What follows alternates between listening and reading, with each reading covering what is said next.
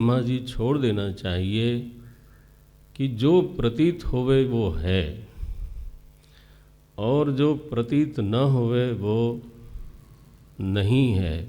यह जो हमने आग्रह बना रखा है, इक्वेशन कर रखा है ना, व्याप्ति बना रखी, यद प्रतीयते तदस्ति। अच्छा, जो सूरज चलता हुआ प्रतीत होता है, चलता है। पृथ्वी स्थिर प्रतीत होती है, स्थिर है। सूरज छोटा प्रतीत होता है। पृथ्वी बड़ी प्रतीत होती है। यह जो हमारी बुद्धि में एक व्याप्ति बनी है, दृढ़ आग्रह बना हुआ है, टूटता नहीं। माने बहुत चोट की जरूरत है। एक बार निकले कहीं तो भगवान तो यहाँ साफ साफ बोलते हैं। अब पूछा होगा, क्यों ब्रह्मा जी, अब आप सृष्टि करोगे तो बांधने वाली चीज़ क्या होगी? आपने कहा था ना, बंधन न पड़े। अब आप कर्म करोगे तो बांधेगा कौन, जब कोई चीज़ है नहीं? एक चिति सत्ता मात्र है, तो दूसरी चीज़ों को सत्ता स्वीकृति क्यों देते हो?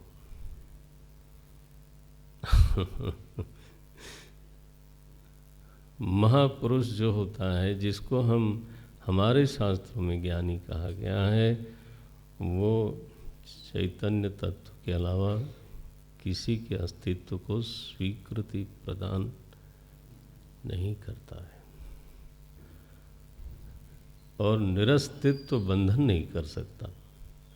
चाहे वो कर्म हो, चाहे रचना हो, चाहे सृष्टि हो और चाहे मुखौटा हो। ऐसा वैसे प्रतीत हो रहा है। प्रतीति को देखेंगे, आगे तृतीय स्कंद में ये बात आ जाएगी।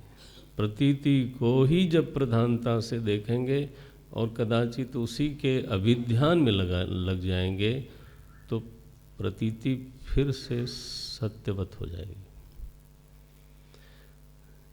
इसलिए अभिध्यान अधिक से अधिक अधिष्ठान का होना चाहिए, प्रतीति का कम। मैत्री ऋषि बोलेंगे, पराभिध्याने न, ये शब्द आता है।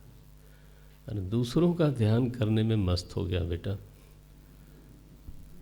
अपना रह गया। पराभिध्याने न,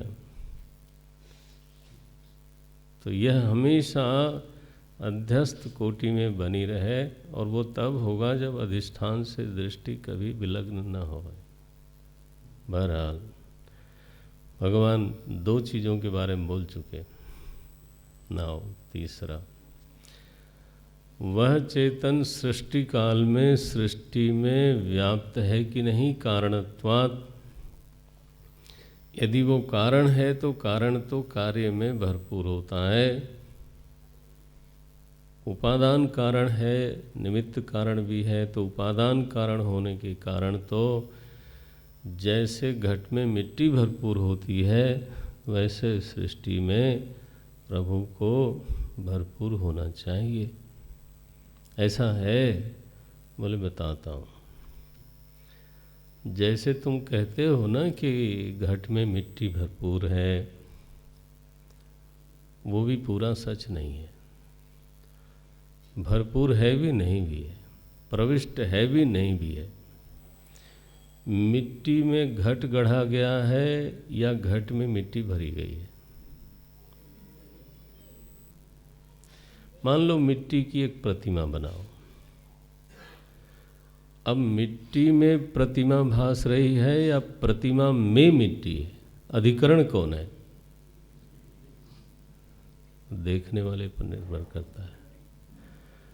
अगर प्रतिमा की प्रधानता से देख रहा है तो उसमें मिट्टी है। पूछा जाएगा, इस प्रतिमा का मटेरियल क्या है, इसमें क्या भरा है? बोले मिट्टी। इसमें पीतल, इसमें अष्ट धातु, इसमें पंच धातु, इसमें स्वर्ण। तब कहा जाएगा इसमें प्रतिमा अधिकरण में आएगी। लेकिन अगर फिर तत्व दृष्टि होगी तो असल में वहाँ मिट्टी है, उसमें प्रतिमा उकेरी गई है।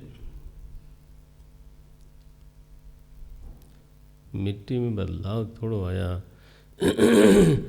प्रतीति कोटि में कौन है, आकृतियाँ या मिट्टी? प्रविष्ट कौन है? कोई प्रविष्ट नहीं है। तो ये प्रतिमा में तो ठीक हो गया, लेकिन आपके शरीर में भी ध्यान रखना यही हाल है। यही दृष्टांत दिया। बोलते हैं यथा महांति भूतानि भूतेषु उच्च अवचेषु अनु। छोटे बड़े जितने भी शरीर हैं, चाहे वो देव योनि ही क्यों ना हो, सभी में ये पांचों महाभूत एक दृष्टि से प्रविष्ट हैं, दूसरी दृष्टि से प्रविष्ट नहीं है। देखो कैसा शब्द लिखते हैं, प्रविष्टानि अप्रविष्टानि, दोनों ही शब्द बोलते हैं। तो आप कह सकते हो ये लोग उलझा के मार देते हैं, उलझा के मार देते नहीं। हमारी आपकी बुद्धि के सामने एक अच्छी खासी चुनौती है, और वो चुनौती हम तो अकेले झेल नहीं सकते, गुरुजनों का अनुग्रह होए तब ये बात बनती। क्या बोलते हैं, इसी तरह से चिन्ह वस्तु जो चिद वस्तु है वो प्रपंच में प्रविष्ट है। अगर तुम प्रपंच को प्रधानता देते हो तो उसमें भरपूर है, लेकिन उसकी ओर ध्यान दोगे तो वही है भरपूर का होने के लिए क्या जगह है। न चाहम तेषु बोलते हैं न, हाँ, तथा तेषु न तेषु अहम। अगर प्रपंच है तो उसमें मैं भरपूर हूँ, और नहीं तो मैं ही हूँ। प्रपंच किधर? मया ततमिदं सर्वम, ये देखो नवाध्याय का ये श्लोक। मया तत, नवाध्याय माने गीता जी का। मया ततमिदं सर्वम जगदव्यक्त मूर्तिना, सर्वम इदम जगत मया ततम व्याप्तम। घोषणा है मैं भरा हुआ हूँ सब में। मत्स्थानी सर्वभूतानि, अब पासा पलटे, धीरे से पलटते, बोले जगत में मैं भरा हुआ हूँ। जगत कहाँ है फिर? जगत में मैं हो गया, जगत कहाँ है? बोले अब जगत तो मुझ में ही है। अरे तो जगत आप में है या आप जगत में हो? मत्स्थानी सर्वभूतानि, अब देखो आखिरी में क्या बोलते, न चाहम तेषु अवस्थिता। अरे तो ये पहला वाक्य आपने कहा मैं कण कण में भरपूर हूँ, मया ततम, और आखिरी वाक्य इसी श्लोक में क्या बोल रहे हो आप? न चाहम तेषु अवस्थिता। ये क्या प्रविष्टान्य प्रविष्टान। प्रपंच है तो केवल प्रपंच को मत देखो। मालिक साहब उसमें ओतप्रोत हैं, लेकिन उनकी ओर देखना हो तो प्रपंच को खींच के मत लाना। फिर वहाँ ये नहीं है, उसका ये व्यतिरेक है। तो प्रविष्टान्य प्रविष्टानि तथा तेषु न तेष्वहम, हो गया उपदेश। एतावदेव जिज्ञास्यम्। ये ब्रह्मा जी जैसा कोई अधिकारी हो, भगवान नारायण जैसा कोई साक्षात वक्ता होए, तो एतावत एव जिज्ञास्यम तत्व जिज्ञासुनात्मनः। दो तत्व का जिज्ञासु है, जिसको इतनी बड़ी जिज्ञासा अभी नहीं उठी कि हनुमान जी की पूंछ कितनी बड़ी होती है। हाँ, वो ऐसी जिज्ञासाएं होती हैं लोगों को। वो जब लघु बने मसक समान रूप कपि धरेऊ, तब राम जी की अंगूठी कहाँ रखी थी उन्होंने। बड़ी चातुरी से ऐसे प्रश्न किए जाते। मैंने कहा हो जिज्ञासा। ये भी क्या सुंदर जिज्ञासा है, इतनी गहन गंभीरा कि इसका तो अच्छे अच्छे विद्वान लोग भी, अब अंगूठी कहाँ खोजूं मैं जा कर के। बताओ भला, मसक थोड़ो बने थे, मसक समान कहा था उन्होंने, तो उसमें आप एडजस्ट कर लो भाई चीज़।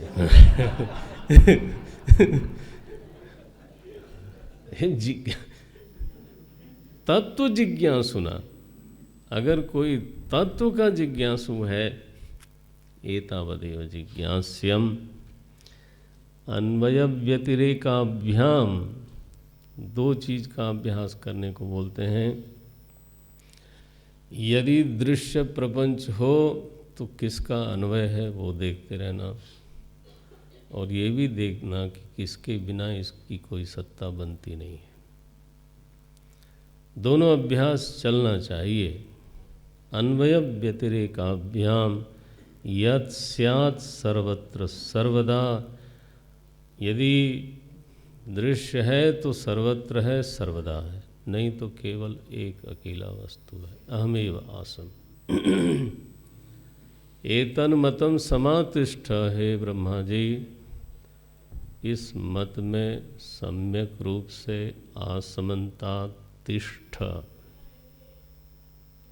स्था गति निवृत्त हो। हाँ, स्था धातु से तिष्ठ बनता है, उसका मतलब होता है गति शून्यता, कांपना नहीं।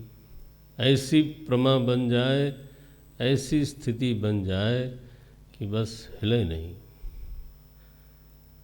यस्मिन् स्थितो न दुखेन गुरुणापि विचाल्यते, गुरुणापि दुखेन न विचाल्यते, ऐसी स्थिति होनी चाहिए।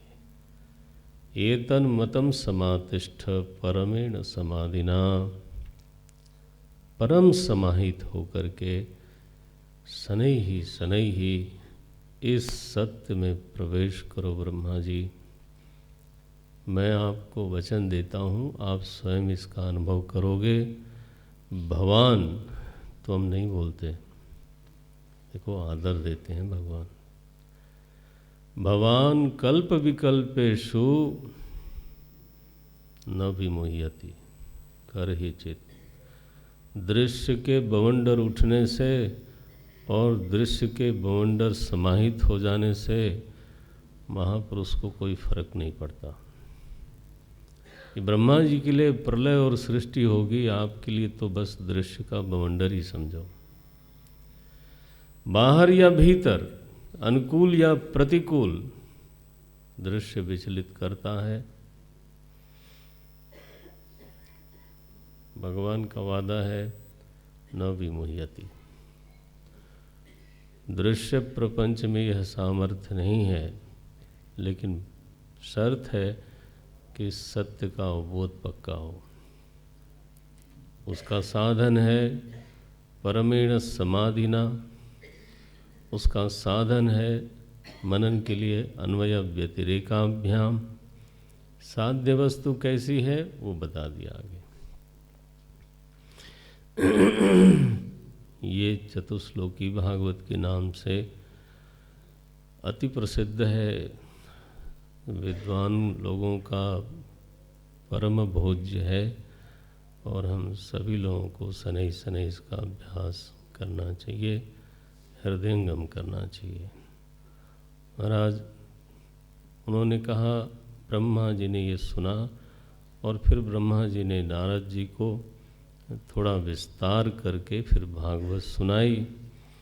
और वह जो भागवत है वो 10 लक्षणात्मक है। सत्य, इसी सत्य का अवबोध कराने के लिए श्रीमद् भागवत जो 10 लक्षणात्मक भागवत है उसका ब्रह्मा जी ने नारद जी को उपदेश किया। तो भागवत श्रीमद्, और नारद जी ने फिर व्यास जी को उपदेश किया, व्यास जी ने फिर सुखदेव जी को, मुझे उपदेश किया। तो वह जो भागवत है जो इस समय हम लोग जिसकी शरण में हैं इस समय, उसमें 10 लक्षण हैं। ये 10वें अध्याय में श्रीमद् भागवत महापुराण का विषय सामने रखा गया, 10 लक्षणों वाला विषय। पहला ही श्लोक केवल हम पढ़ ही देते हैं। अत्र सर्गो विसर्गश्च। इस अध्याय में इन शब्दों की परिभाषा भी पूरी दी हुई है, तो वो आपके स्वाध्याय का विषय बने। अत्र सर्गो विसर्गश्च स्थानं पोषणमूतयः मन्वन्तरेशानुकथा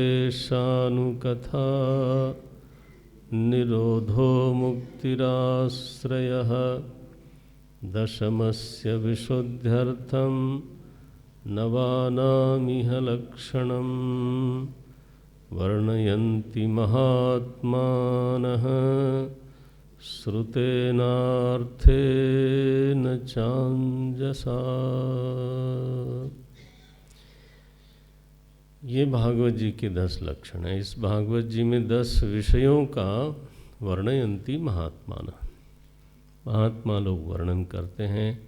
सर्गः माने हमने शायद पहले दिन या दूसरे सत्र में बोला था, भगवान नारायण से जो सृष्टि हुई, सृष्टि प्रकट हुई, वो सर्ग है।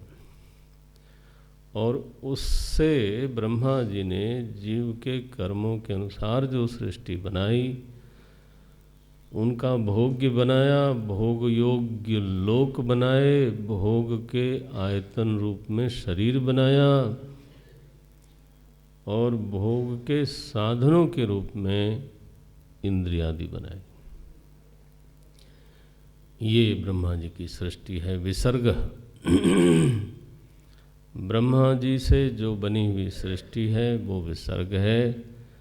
और इस सृष्टि की जो धारणा करता है, जहाँ पे ये सृष्टि टिकी रहती है, स्थानम।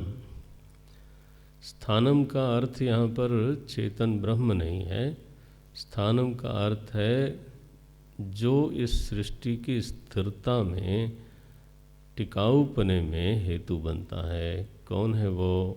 वैकुंठ विजय, भगवान के उपदेशों की विजय। ये माने धर्म। यह जो दुनिया है वो धर्म में, धर्म के कारण स्थिर रहती है। घर जो टिका रहता है वो धर्म से टिकता है, दीवालों से नहीं। दीवालों को टूटते हुए देखा जाता है। अगर एक व्यक्ति धर्म छोड़ दे, है ना, माने पुत्र धर्म छोड़ दे, पिता धर्म छोड़ दे, अथवा घर की गृहिणी धर्म छोड़ दे, एक व्यक्ति, है ना, अगर तो धर्म विरुद्ध चला जाए तो वो जो पक्की से पक्की दीवार है ना, हाँ, अब बांट लो, ऐसा बोलने लगते हैं। न्याय नहीं हो रहा है, ऐसा बोलने लगते हैं। आश्रम बनते भी हैं, टिकते भी हैं, टूटते भी हैं। कौन तोड़ता है? Cement, bulldozer? नो। तो स्थान क्या है? वैकुंठ विजय माने धर्म। दुनिया की स्थिरता में हेतु है धर्म। भगवान के उपदेशों की, भगवान के आज्ञाओं की, भगवान के द्वारा बताए हुए जीवन मूल्यों की, उनसे निकले हुए जीवन मूल्यों की विजय। ध्यान रखना, किसी शास्त्र ने अपनी ओर से ये नहीं कहा कि हर आदमी को विनय प्रिय लगना चाहिए। ये उपदेश सिद्ध है या स्वभाव सिद्ध है? ये तो स्वभाव सिद्ध है। अभिमान प्रिय नहीं लगे ऐसा कोई निषेध वाक्य है? अगर विधि वाक्य भी होता तो आप नहीं मानते। अगर शास्त्र कह दे नहीं नहीं हे मनुष्य तुमको अभिमानियों से प्रेम करना चाहिए, कर लेते? अरे कहाँ कर लेते महाराज। गुरु भी अभिमान उसमें भी दिखे तो अच्छा नहीं लगता, और शिष्य में अभिमान तो फिर कहाँ से भाएगा।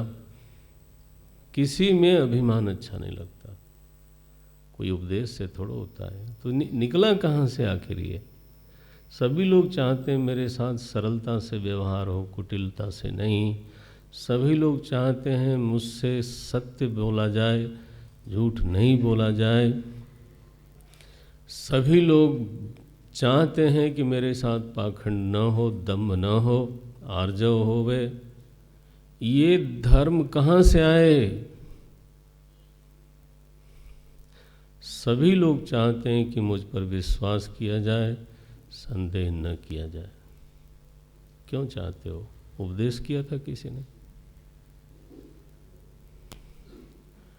तो जब मैं संदेह करता हूँ, परिवार की ही एक टुकड़ा ले लो दुनिया का, एक दूसरे पर संदेह करूँ, एक दूसरे के साथ कुटिल हो जाऊँ, एक दूसरे के साथ दुर्विनीत हो जाऊँ, एक दूसरे के साथ झूठी बात करूँ, कितने दिन वो दीवारें संभालेंगे उसको? नहीं संभलता। तो हम लोग सोचते हैं कि कहाँ टिकी है, कहाँ टिकी है। यहाँ लिखा स्थानम वैकुंठ विजया, धर्म से दुनिया टिकती है। पोषणम, धर्म होने के बाद भी धर्म पूरा नहीं पड़ता। बड़ा मजेदार बात है, इनकम्प्लीट बात नहीं करते, क्योंकि कोई भी कर्ता निरंतर धर्मनिष्ठ नहीं हो पाता, सत्कर्म का अनुष्ठान नहीं कर पाता। भीतर से दबाव पड़ता है, बाहर परिस्थितियां कस के दबाती हैं। तो फिर युधिष्ठिर जैसे लोग भी धीरे से नरो वा कुंजरो, इस प्रकार का वाक्य बोल जाते हैं। आप तो जानते हैं ना युधिष्ठिर माने क्या होता है? युधिष्ठिर धर्माधर्मे युधि, धर्म और अधर्म के युद्ध में जो अपने पक्ष में हमेशा स्थिर है, हाँ ऐसा है। फिर भी वो वहाँ पे थोड़ा विचलित होते हुए दिखे, इसलिए मेरे मालिक केवल धर्म कर्म से बात बनती नहीं, पोषण जरूर चाहिए। तद अनुग्रह, भगवान का अनुग्रह। बोले नहीं नहीं सब कुछ कर्मानुसार ही होता है। अब ये तो भाई बात बनती नहीं है, सब कुछ कर्मानुसार ही होता है और कृपा के लिए कोई अवकाश नहीं है, अनुग्रह के लिए कोई अवकाश नहीं, ये तो बात बनती नहीं है। ये सृष्टि का एक बहुत बड़ा फैक्टर हम छोड़ने जा रहे हैं, वो नहीं छोड़ सकते। हमारी मेरिट पर हमको मिला ये दावा तो हम नहीं कर सकते। मेरी मेरिट पर बना, मैं तो कहता हूँ मेरी चटनी बन जाती। मेरिट क्या है? मानस पीछे जाके बैठे, भाई इधर कैसे बैठेंगे, चलें।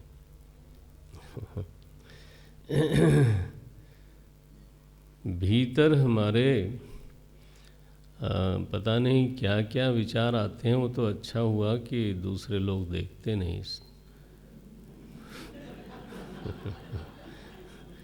विचार इतने अमूर्त हैं, इंद्रिय प्रत्यक्ष न होने से। ये पहली करुणा है भगवान की।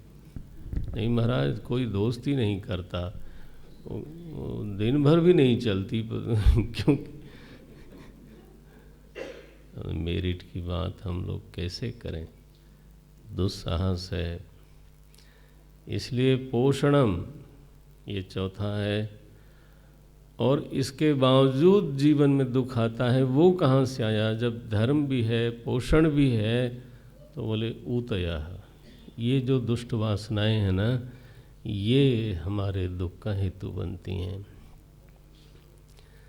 स्थानम पोषणम ऊतयः, यही आप पढ़ते हो ना वेद में, ऊतिभिः गणानां त्वा गणपतिगम हवामहे कविं कवीनाम उपमश्रवस्तमम्।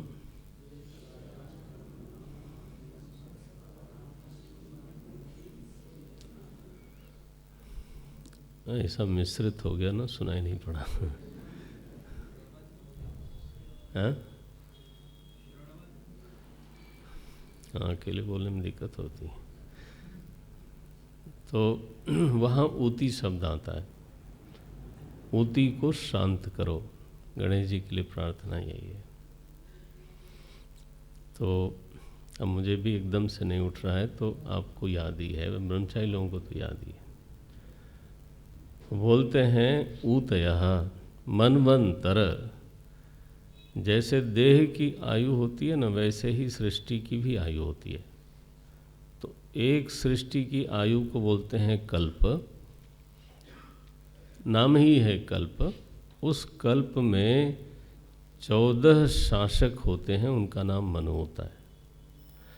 तो हर मनु के शासन काल में जो प्रमुख प्रमुख घटनाएं हैं, वो कथाएं इस भागवत पुराण में हमको देखने को मिलेंगी। इसको बोलो मनवंतर। और हर मनु के शासन काल में अगर प्रसंग आ गया तो अवतार होगा, तो ईशानु कथा। तो मनवंतर आप देखना भागवत जी की विषय व्यापकता कितनी है। सर्गः विसर्ग स्थानम पोषणम ऊतयः मनवंतर ईशानु कथा, और फिर सृष्टि का लय भी होता है। तो प्रलय का भी निरूपण होना चाहिए, उसके लिए कहा निरोध। और सृष्टि का लय प्रलय ही नहीं है, इससे मुक्ति भी है। इसलिए नवा तत्व कहा मुक्ति। मुक्ति क्या है, परिभाषा मुक्ति की क्या है, भागवत में बहुत ही खूबसूरत बोले, मुक्ति ही हित्वान्यथा रूपम स्वभावम स्वभावे नावतिष्ठते। मुक्ति किसको बोलते हैं? बोले अन्यथा रूपम हित्वा, बस अन्यथा रूप को छोड़ करके और अपने स्वस्वरूप में बैठ जाना, इसको बोलते हैं मुक्ति। देखें, ये 6वां श्लोक है, नीचे की पंक्ति यही है, मुक्तिर्हित्वा, मिल गया होगा तो। ये बहुत ही खूबसूरत परिभाषा है। मुक्तिर्हित्वा अन्यथा रूपम स्वरूपेण व्यवस्थिति ही, ये भागवत जी हैं। कैसा गहन गंभीर दर्शन भागवत जी में प्रकट होता है। इसलिए तो कहा गया पारमहंस अमलम ज्ञानम परम गीयते। ये फिर आश्रय क्या है? बोले जो लय और प्रलय जिसमें दोनों रहते हैं, विक्षेप और समाधि जिसमें दोनों रहते हैं। देखना, आभासश्च निरोधश्च यतश्च अध्यवसीयते, ये 7वां श्लोक है। आभास और निरोध के दोनों अर्थ किए गए हैं। आभास का अर्थ है सृष्टि, निरोध का अर्थ प्रलय। आभास का अर्थ है विक्षेप काल और निरोध का अर्थ है समाधि। दोनों ही जिस आश्रय में, जिस चिन्मय अधिष्ठान में रहते हैं, उसको बोलते हैं आश्रय तत्व। इसी आश्रय तत्व तक पहुंचाने के लिए नवा नाम यह लक्षणम। ये जो बाकी 9 थे वो लक्षित करने वाले लक्षण थे। ये आज क्या बोलते हैं, दशमस्य विशुद्ध्यर्थम, दूसरा श्लोक है, दशमस्य विशुद्ध्यर्थम नवानाम यह लक्षणम। ये जो 9 विषय हैं वो 10वें को ही विशुद्ध करने के लिए, वहाँ तक हमारी बुद्धि को पहुँचाने के लिए, उसमें स्थापित करने के लिए ये 9 लक्षणों का वर्णन किया है महात्माओं ने।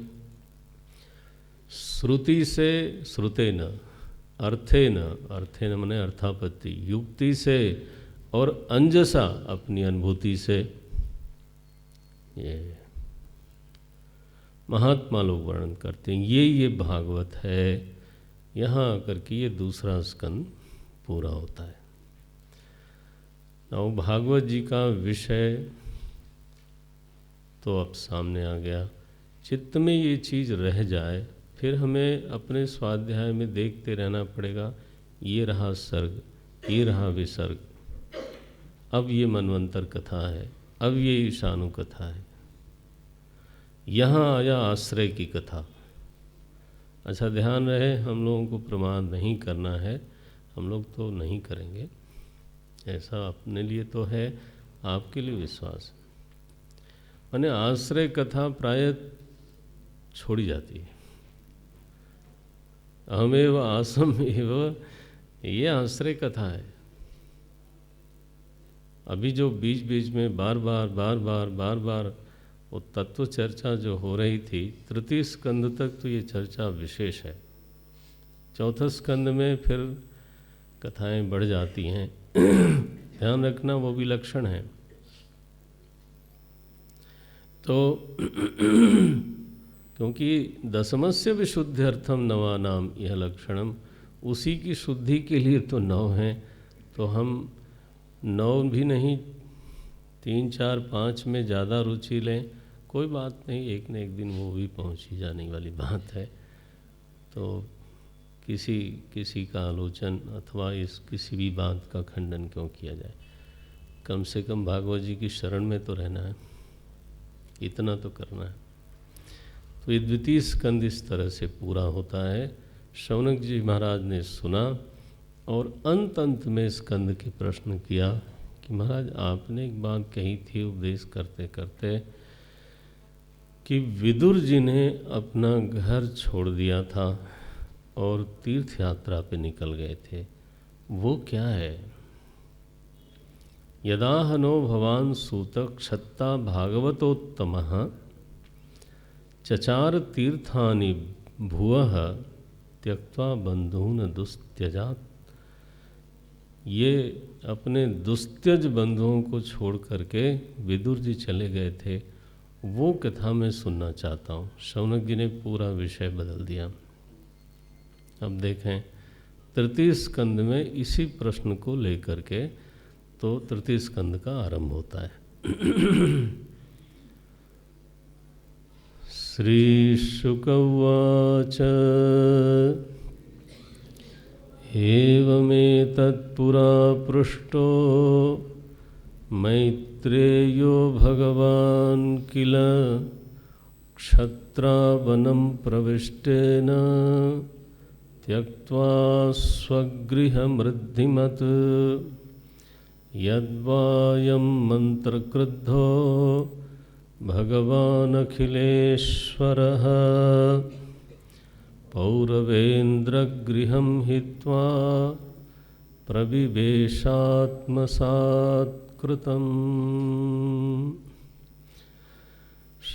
यहाँ भागवत जी में ये संकेत बड़े स्पष्ट शब्दों में है कि जो विदुर जी हैं उनका जो घर है ना, वो कोई गरीब का घर नहीं था। वो केवल वहाँ साग ही उपलब्ध था। साग विदुर घर खायो, ये कथा भाव के लिए बहुत अच्छा है, उसका भी क्यों खंडन होवे। लेकिन ये है कि भागवत जी में ये बात कही गई, स्वगृह रिद्धिमत। दुर्योधन के घर में जितनी संपत्ति थी विदुर जी के घर में उतनी ही संपत्ति थी। महाभारत में ऐसा वर्णन है। यहाँ लिखा क्षत्रा वनम प्रविष्टेन। और सुखदेव जी महाराज यहाँ निरंतर तृतीय स्कंद से सुखदेव जी ने विदुर को क्षत्रा क्षत्रा बोला है। दुर्योधन ने उनको दासी पुत्र बोला था। सुखदेव जी को भी शायद ये बात जची नहीं थी, तो यहाँ हमेशा उसको क्षत्रिय क्षत्रिय बोलते हैं। क्षत्रा वनम प्रविष्टेन त्यक्त्वा स्वगृहम रिद्धिमत। रिद्धिमत माने होता है समृद्धिमत। सम उपसर्ग लगते ही वो आपको पकड़ में आ जाएगा। समृद्धि से भरा हुआ उनका घर था, और केवल समृद्धि से भरा हुआ घर नहीं था, उसमें विशेष बात थी।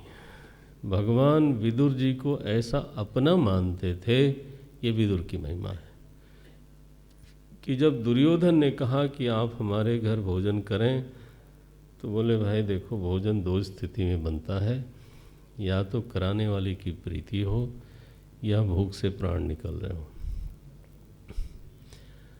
अब अभी मेरे प्राण तो नहीं निकल रहे हैं, और मैं जानता हूँ कि तुम्हारे भीतर प्रीति वीति कुछ है नहीं, ये तो तुम एक प्रकार से रिश्वत तो वो मैं तो ये नहीं करूँगा। तो दुर्योधन के आमंत्रित करने पर वो नहीं गए, और विदुर जी ने तो आमंत्रित नहीं किया था, साहस ही नहीं कर पाए थे। सोचा भी नहीं था कि मैंने देखो अब राज परिवार के रहते मैं कैसे बोलूं। तो अनाहूत अनामंत्रित होकर के भी विदुर जी के घर में भगवान गए। बोले महाराज ये तो मर्यादा के खिलाफ है, किसी के घर ऐसे ही घुस गए हड़हड़ाते हुए। बोले नहीं, कृत्वा, बोलते हैं पौरवेंद्र गृहम हित्वा प्रविवेश। क्यों प्रवेश किया? मर्यादा का लंघन किया। बोले नहीं, आत्मसात कृतम, कोई अपने घर में बुलाने से थोड़ा जाता है। ये विदुर उनके इतने आत्मीय हैं, उनका घर उनको ऐसा लगता है जैसे ये मेरा घर है, यहाँ किसी से पूछने अथवा निमंत्रण की आवश्यकता नहीं है। ध्यान, एक छोटे से शब्द में विदुर की ज़्यादा महिमा गाई गई। गरीबी का गायन बहुत नहीं होना चाहिए। गरीबी और आध्यात्मिकता एक चीज़ नहीं है। नहीं तो सारे गरीब आध्यात्मिक होते, फिर नक्सली क्यों होते? और फिर महाराज दशरथ और जनक तो कभी आध्यात्मिक हो ही नहीं सकते थे। यह सही है कि धनी भी आध्यात्मिक हो सकता है, गरीब भी आध्यात्मिक हो सकता है, राजा भी हो सकता है, परिव्राजक भी हो सकता है। आध्यात्मिक होने के लिए बाहरी अधिकारों की कोई कसौटी नहीं बताई गई। साधन चतुष्टय का संबंध भी अंतःकरण से है, शरीर से नहीं है। ठीक है ना? आप देख लें, विवेक, वैराग्य, समाधि, षट संपत्ति, मुमुक्षा, इसमें शरीर का धर्म कौन सा है? जो काला होगा वो नहीं, जो गोरा होगा वो नहीं, ऐसा नहीं होता है। वो कैसा बोलते हैं सुंदर, आत्मसात कृतम। विदुर जी महाराज इस योग्य थे, भगवान उनको आत्मीय मानते थे। ये विदुर की बड़ी महिमा है। और कितना आत्मीय मानते थे, अद्भुत है। क्योंकि जब वो तीर्थ यात्रा में चले गए, जब उनको ये एहसास हुआ कि मेरी सलाह का कोई मतलब नहीं है, धृतराष्ट्र को उन्होंने सलाह दी, प्रधानमंत्री थे, और धृतराष्ट्र ने उसको अनसुना कर दिया। उल्टे दुर्योधन वहीं खड़ा था, उसने कहा अरे इस दासी पुत्र को कोई यहाँ से बाहर करे। तो दुर्योधन तो कह ही सकता था, लेकिन वो देखते रहे धृतराष्ट्र की ओर कि हमारे बड़े भाई साहब क्या बोलते हैं, और वो मौन रहे। तब उनको लगा मेरी कोई भूमिका नहीं है, तो ये मुकुट लेकर के मैं कुर्सी पे बना रहूं, इतना जो चिपकू जो वृत्ति है, चाहे आपकी कोई भूमिका हो चाहे ना हो, नेम प्लेट तो है यार। तो फाइल पर आपका हस्ताक्षर लेने के लिए तो लोग आ जाते हैं। और मैंने ऐसा खुला जाहिर होता जाता है कि लिखा किसका है, साइन किसकी, इत्यादि इत्यादि। फिर भी विदुर जी का वो नहीं है। जब तक कहीं भूमिका है जरूर ये ठीक है, और जहाँ भूमिका नहीं है वहाँ ज़बरदस्ती डेकोरेशन के लिए तो उन्होंने द्वार पर धनुष रखा, चिन्ह था, राज चिन्ह था, रखा और चल पड़े। और ऐसा माने अवधूत वेश धारण हो गया उनका, कोई पहचानता नहीं था।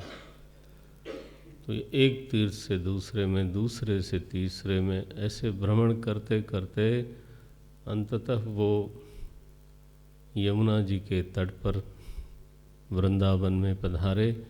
यहाँ उद्धव जी उनको मिले। तत्र उद्धवम भागवतम ददर्श स वासुदेवानुचरम प्रशांतम। उद्धव जी कौन हैं? बोले वासुदेव के अनुचर हैं, प्रशांत रहते हैं, बृहस्पति के शिष्य हैं। स्वानाम अपृच्छत, जब देखा उनको तो आलिंग्य गाढ़म, एक गाढ़ आलिंगन किया है दोनों ने एक दूसरे को। और फिर अपने संबंधियों के बारे में विदुर जी पूछते हैं, और वहाँ पूछते हैं द्वारिका में कैसा समाचार है। थोड़ा भगवान की स्मृति से उनका हृदय भर आया, कुछ बातें कहते हैं और फिर कहते हैं सखा आप बोलो जरा उनके बारे में कहो। इति भागवत पृष्ठ क्षत्रा वार्ताम प्रियाश्रयाम। अपने परम प्रिय परम पूज्य श्री कृष्ण के बारे में और अन्य प्रेमी संबंधियों के बारे में जब विदुर जी ने पूछा तो बहुत देर तक तो उद्धव जी इतने भाव से विह्वल हो गए, बोल नहीं सके। फिर थोड़ा समय लगा, धीरज किया और बोलना शुरू करते हैं। उद्धव जी का थोड़ा परिचय कराया सुखदेव जी ने। बोलते हैं यह दूसरे अध्याय का दूसरा श्लोक है, यह पंचहायनो मात्रा। जब ये उद्धव जी 5 वर्ष के थे तब से भगवान की पूजा में और भगवान की पर्या सपर्या में, पूजा में, आराधना में इतने निमग्न हो जाते थे मैंने रसपूर्वक पूजा करते थे कि माता कलेऊ के लिए बुलाती थी तो नहीं जाते थे। तब से लेकर के भगवान का आराधन करते करते जरसम गतः, अब ये वृद्ध हो गए, बूढ़े उद्धव जी वृद्ध हो गए। जब उनके प्रति प्रश्न हुआ तो उद्धव जी ने बोलना शुरू किया और सबसे पहले तो उनके चित्त में मानो एक बाढ़ आई भगवान की स्मृति की, श्री कृष्ण प्रभु की स्मृति की। बाल लीला से लेकर के तो तिरोभाव लीला तक का उद्धव जी ने यहाँ वर्णन किया। कोई कोई बात ऐसी उनको याद आती है जो हृदय उनका लोटपोट हो जाता है। बोले बताओ, ये हम यदुवंशी सबसे बड़े अभागे हैं, ये पौराणिक बात कहते हैं। चंद्रमा जब तक समुद्र में था तब तक मछलियों ने समझा कि हमारे जैसे ही एक चमकदार ये भी एक मछली है। जब मंथन में वो समुद्र से निकला और जाके गगन में स्थित हुआ तब मछलियों को समझ में आया कि अरे ये तो सुधाकर अमृत श्रवणी कोई चीज़ है, सुधांशु है ये तो। हाँ तो बाद में पश्चाताप करने से क्या फ़ायदा। भगवान यदुवंशियों के बीच में रहते थे, यदुवंशियों ने सोचा कि ये हमारे जैसा ही एक श्रेष्ठ है ना यदुवंशी है, हम भी चमकते हैं लेकिन थोड़ा कम चमकते हैं, और क्या। सात्यकी कोई कम चमकता था, और लोग भी हैं इसमें, ये भी हैं एक बढ़िया, हमारे वंश में एक बढ़िया यदुवंशी है। वो तो जब उन्होंने लीला को समाप्त कर दिया तब तो ये बड़े दुर्भागी लोग हैं महाराज। एक एक उनकी लीला देख करके तो हृदय लुंठित होता है। काल जिसके इशारे पे चलता हो, लोकपाल जिसके अधीन होवें, इंद्रादि जिसको बलि लेकर के आते हो, वो द्वारिका में सभा में उग्रसेन महाराज के सामने दरबारी बन के बैठते थे। ये याद करते हैं उद्धव जी, दरबारी होके बैठते थे और किसी प्रसंग में खड़े होते थे विनम्रता से, अदब के साथ, हाथ बांध के बोलते थे, तिष्ठन् निषण्णं परमेष्ठिधिष्ण्ये न्यबोधयद देव निधारयेति। हे देव, उग्रसेन को महाराज की जगह देव बोलते थे। हे देव, मैं भी इस विषय में कुछ कहना चाहता हूँ, आप सुने, आप मुझे बोलने की अनुमति दें, आपकी आज्ञा हो तो बोलूँ।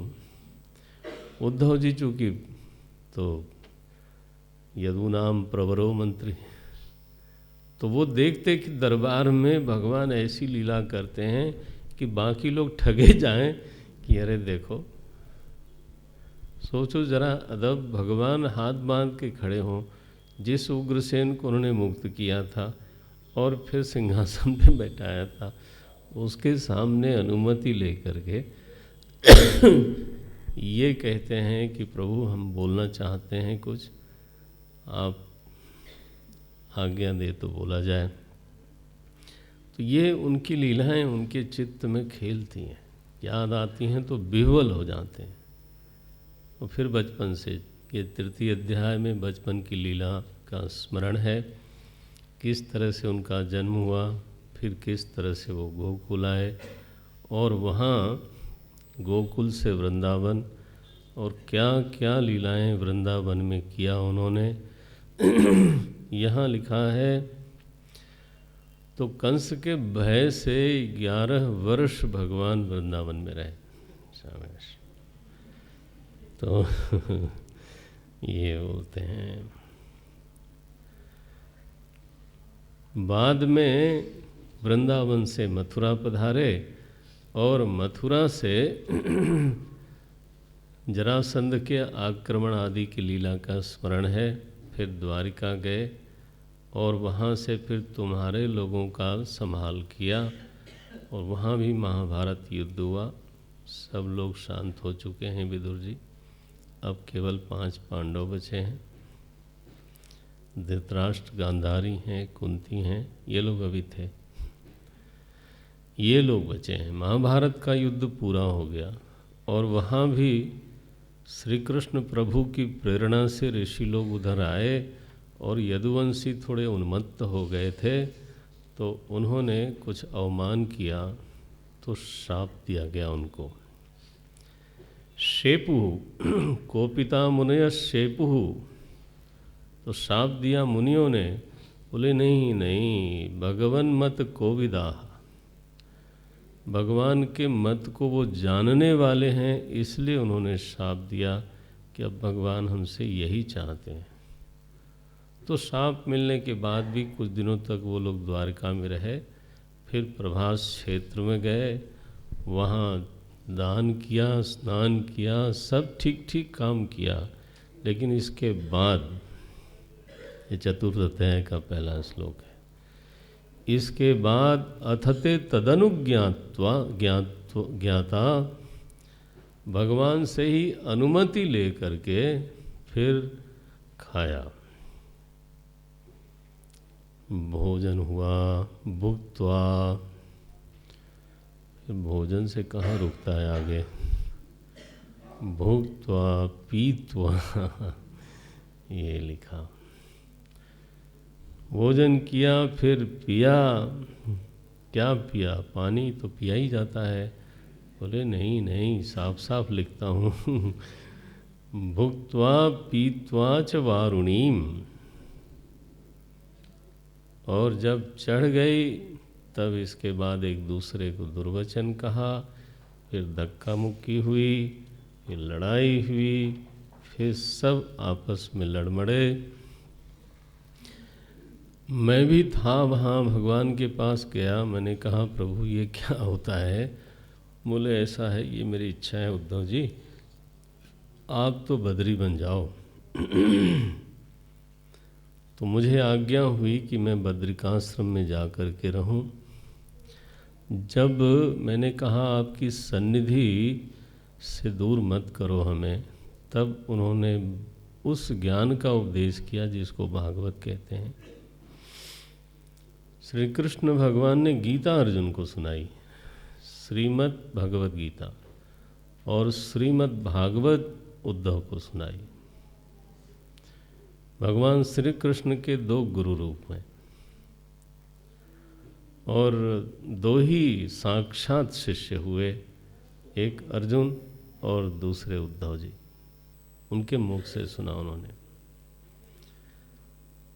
ये उपदेश ऐसा उन्होंने कहा कि ये उपदेश सुनो और ये समझ में आ जाएगा तुमको कि मेरी सन्निधि से कभी कोई दूर नहीं होता तुम मेरी नित्य सन्निधि में हो, इस बोध में जियो। ये बोध कराया उन्होंने जब वो मुझे उपदेश कर रहे थे। एकादश स्कंद इसी का है। तो जब मुझे ये बोध करा रहे थे उस समय मैत्रेय ऋषि भी बीच में तो यात्रा करते करते आए थे मैत्रेय ऋषि व्यास जी के मित्र हैं। तो वो मिलन हुआ और फिर मैत्रेय ऋषि को भगवान ने मेरे सामने आदेश किया था कि विदुर जी आपके पास आवेंगे और आप उनको उपदेश करना। तो विदुर जी के प्रति जो आत्मीयता है ना भगवान की, वो अब आप समझ लो। एक तो उनके घर में बिना बुलाए गए जैसे अपने घर में जाते हैं, और यहाँ ये कि उनके उपदेश की व्यवस्था स्वयं, माने उनका गुरु कौन होगा वो गुरु को बोलते हैं, तो वो व्यवस्था स्वयं करके बिल्कुल तिरोधान काल में अंत में प्रभु ने, उद्धव जी तो सामने ही थे, अंत में जिसको स्मरण किया, जो उनके चित्त में आया, वो एक ही व्यक्ति था, वो विदुर थे। आप समझते हैं कितना बड़ा सौभाग्य होगा आखिरी में दिल के कितने निकट होंगे। तो विदुर जी ने सुना, बोले उद्धव जी आपको जो ज्ञान मिला हमको भी सुनाओ। बोले वो तो मैंने बताया, आपको जिसको सुनाना है वो तय हो चुका है, आप उन्हीं के पास आपको जाना चाहिए। ननुते तत्व सम्राध्य ऋषि कौशारवोन्तिमे साक्षात भगवतादिष्टः मर्त्य लोकम जिहासता। 26वां श्लोक है चौथे अध्याय का। आपको मैत्रेय ऋषि की ही आराधना करनी चाहिए हे विदुर जी क्योंकि भगवान ने उनको मेरे सामने साक्षात आदिष्ट है और मैं केवल आपको ये बताने के लिए ही यहाँ बैठा था। अब मैं भद्रिका धाम में जाऊँगा ऐसा कह कर के उद्धव जी मिले उनसे और इसके बाद निकल गए। जब वो चले गए तो विदुर जी फूट फूट के रो पड़ते हैं। तो उनको इस बात की जो अनुभूति हुई ना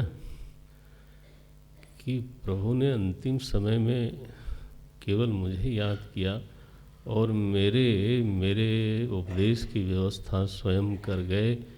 इतनी कृपा मेरे ऊपर, मैंने तो कुछ किया नहीं। यह जो बात है, ऐसा सोच करके रुरोद प्रेम विह्वलः, ये 35वां श्लोक है।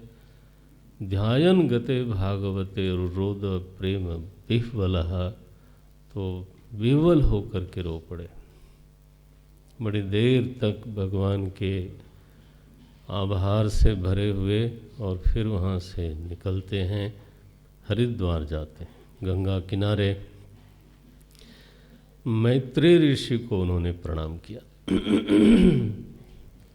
और यहाँ से मैत्रेय ऋषि का संवाद शुरू होता है। 5वें अध्याय से लेकर के पूरा 3 स्कंध मैत्रेय और विदुर के कथा के बीच में है।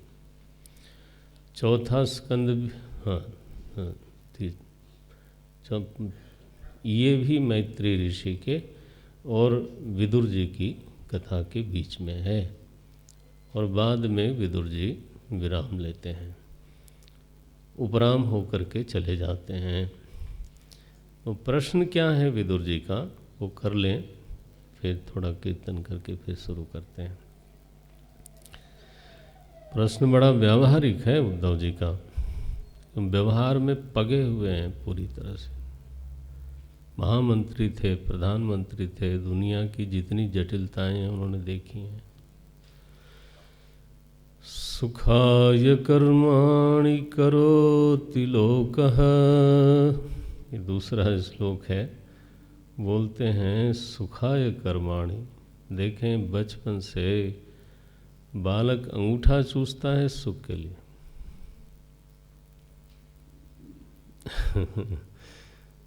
पढ़ने जाता है सुख के लिए, परिश्रम करता है सुख के लिए, सेवा सर्विस करता है, व्यापार करता है सुख के लिए, विवाह करता है या विवाह नहीं करता है सुख के लिए, दोनों। हाँ, और क्या कोई दुख के लिए थोड़ा। मनुष्य की प्रत्येक चेष्टा के पीछे एक ही प्रयोजन है, सुखम। तो देखो, ये पहला वाक्य लिखा, सुखाय कर्माणि करोति लोकः। लेकिन महाराज, अब आदमी जब पढ़ने जाता है, मान लिया अच्छा परिश्रम किया, ठीक से विद्यार्जन किया, फिर आगे उसका जो, जिसको हम लोग करियर बोलते हैं, वो बहुत ब्राइट हुआ, बहुत अच्छी नौकरी करी, अथवा बहुत अच्छा व्यापार किया, अथवा बहुत अच्छी कृषि करी, करवाई, राजनीति करी, वट एवर इट इज़। तो जैसे जैसे आयु बढ़ती है, वैसे वैसे बहुत सारी चीज़ें हाथ में आती जाती हैं। डिग्री आई, यश आया, संबंधी बढ़े, विवाह हुआ, परिवार बना, ये सब तो गेन है। गुमनाम थे, कुछ लोग जानने लगे, अशिक्षित थे, शिक्षित हो गए, स्वावलंबी नहीं थे, और द पीरियड स्वावलंबी हो गए, इतने धनी नहीं थे, थोड़े धनी हो गए। बट धनी से ज़्यादा अच्छा शब्द है, स्वावलंबी हो गए। बहुत चीज़ें जीवन में मिलती हैं, जैसे जैसे जीवन बीतता है। अपना घर नहीं था, घर हो गया, मिल गया। फिर परिवार भी एक तरह से सेटल्ड हो गया, व्यवस्थित हो गया। क्या ये छोटी छोटी उपलब्धियां हैं? एक एक को उपलब्ध करने में आयु जाती है भाई। तो सब मिला, बस वो एक चीज़ दूर दूर रहती है जिसके लिए हमने शुरू किया था। सुखम सुखाभासम भवति, किंतु हाँ, ये बोलते हैं विदुर जी कि मैं ये विडंबना जो जीवन में देखता हूँ, साक्षात विडंबना है ये।